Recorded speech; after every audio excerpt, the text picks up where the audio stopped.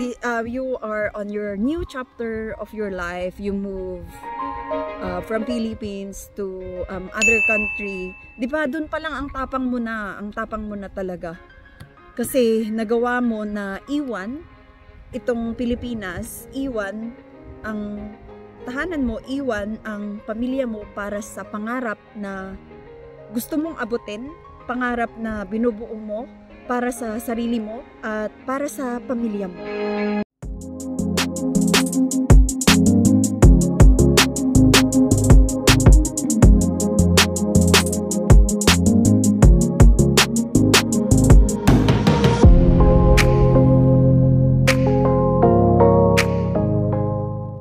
Hi guys! Welcome back to my channel. My name is Heidi at isa akong OFW na nandito sa Canada. And welcome din po sa mga first time na manood ng video ko. Kumusta po kayo? I hope you are all well and enjoying the rest of your day. Kung nasaan man po kayo, kung nasa break lang from work or enjoying your day off, hello po, God bless. And for today's video, ang pag-uusapan natin ay isa sa paksa na malapit sa mga Pilipino na nagtatrabaho sa iba't ibang sulok ng mundo. And that is how we can overcome homesickness or coping with homesickness. So, naranasan ko din yan at nauunawaan ko kung gaano kahirap na malayo sa pamilya, sa tahanan at mga kaibigan. Kaibigan. Pero ang magandang balita, syempre, we have a lot of ways and strategies to cope with homesickness or overcome homesickness. Paano malampasan? So, may mga paraan at pamamaraan para malampasan natin yung pagiging malayo natin sa mga pamilya at kaibigan natin. At kailangan nating i-enjoy yung time din natin away from them. So, ayan. What are those happiness? No, it's more like helping us overcome homesickness and make our overseas journey fun and more fulfilling. More like we're giving it for ourselves. Ayan. Actually, guys, ayan, I'm here in a playground.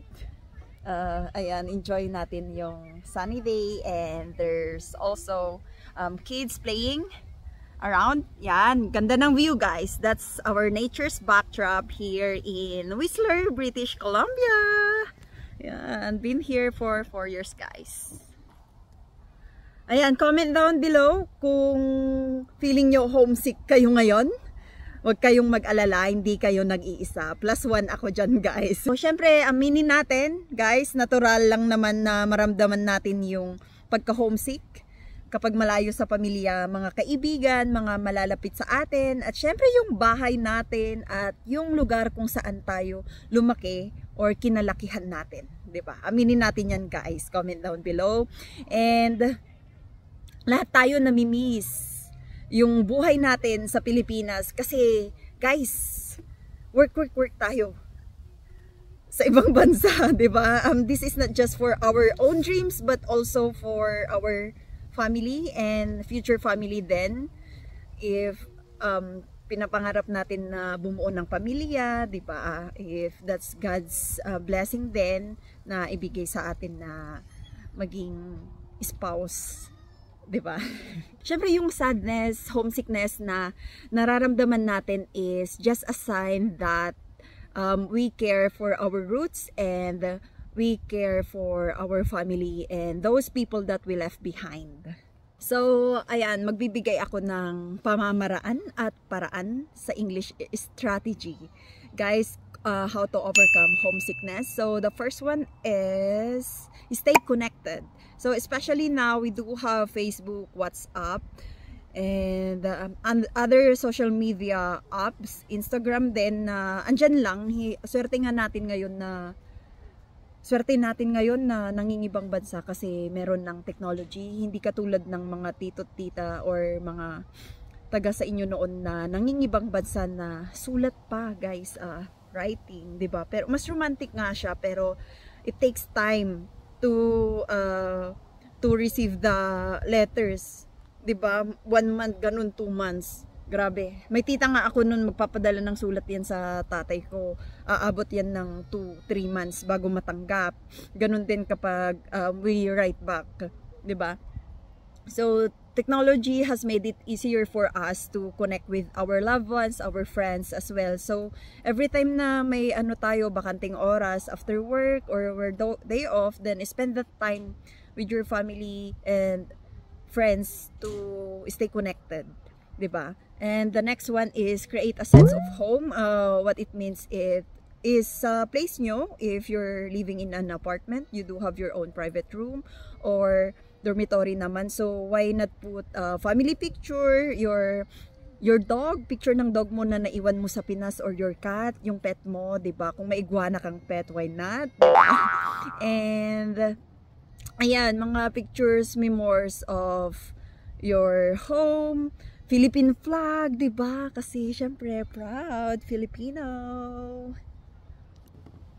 Bakit ko sinasuggest yun? Kasi ano, for me, it makes you comfortable pag uwi mo ng place mo, your personal space, kumbaga nga is, oh wow, it reminds you of home agad na, 'di ba?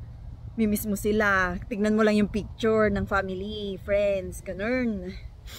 And next strategy, number 3 na tayo guys, is explore your new home. Parang ako dito sa Whistler, in-explore ko yan. I go hiking, snowboarding in winter, boating in summer, hiking in summer also, meeting new friends, exploring Filipino stores, restaurants, what does Whistler has to offer, ganon. Ini-explore yan with new friends then. So ganon din yung gawin nyo guys. Activities, ayan, 'di ba? So ayun, activities. And for your new home, it means create new memories, 'di ba? You are on your new chapter of your life. You move from Philippines to other country, 'di ba? Doon pa lang ang tapang mo na talaga.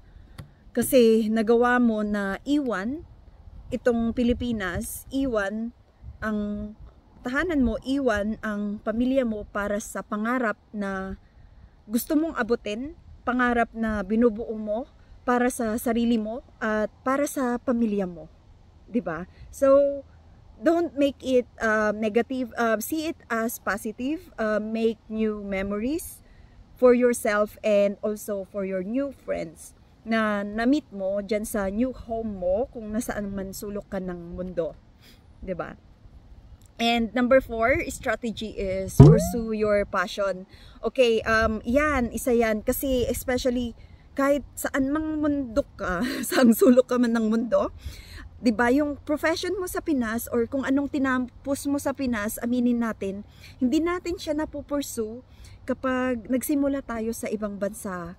'Di ba? So for that one, please make this as a reminder na hindi hadlang yung job mo ngayon na as OFW para abutin yung pangarap mo or yung passion mo, at swerte ka kung ano man yung passion mo na gustong-gusto mo talaga, is ginagawa mo na siya sa job mo. So ibig sabihin nun, you're already on your dream job, kumbaga nga. So swerte ka doon pa lang, God bless you talaga. So another example of passion is perfect time din siya to spend yung sa sarili mo, na kung kunyari mahilig ka mag-gitara, so you pursue your passion on that, or arts as well. So parang ako, I pursue my passion on doing videos, kasi noon pa man na nagmamasyal ako with my friends is I love taking videos. Nung ano lang, yung views, parang itong nakikita nyo, may nature's backdrop. Ayan, ganyan. So, kako, bakit hindi ko siya gawin? Hilig ko naman mag-talk, ang kulit ko. Alam niyo ng mga kaibigan ko. So, ayun, ginagawa ko siya ngayon. Sinishare ko siya sa inyo, 'di ba? Ayun, 'di ba? Yung mga nangangarap mag-Canada dyan, ito po yung view nyo pag nandito na kayo. Tapos say hi na din sa akin. Nandito lang po ako sa Whistler, 'di ba? So ayun, i-focus nyo sa hobbies and interest nyo. Ano bang hobbies nyo? Saan ba kayo interesado? Kasi whether it's sports, music, or art, focusing on what love can be a powerful distraction from homesickness. Yon yung point.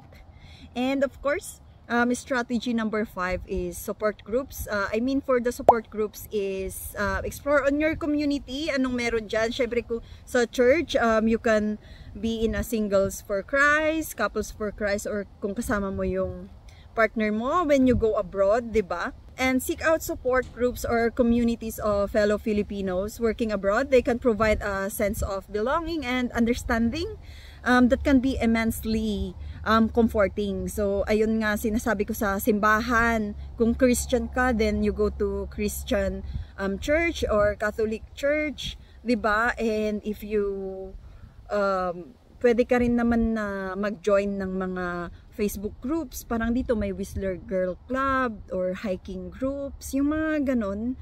So ulitin natin, syempre number 1 is stay connected.